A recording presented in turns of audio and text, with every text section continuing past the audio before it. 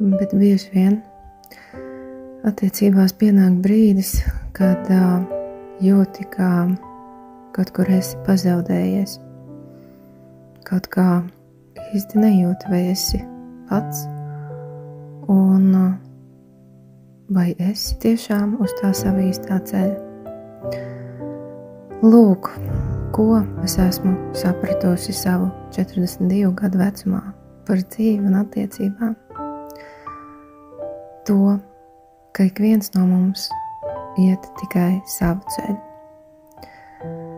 Jā, brīnišķīgi, ja kādā brīdī sajūtam sev līdzīgu dvēseli, ar kur vēlamies miedarboties, kādu laiku iet kopā, bez pieprasījumu, bez kādiem apsolījumiem un gaidām.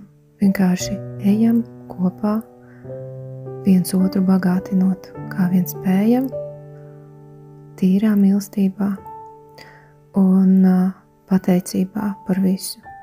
Un arī bērni, kas piedzimst, iet tikai savu taciņu un piedzīvo savu dzīvi.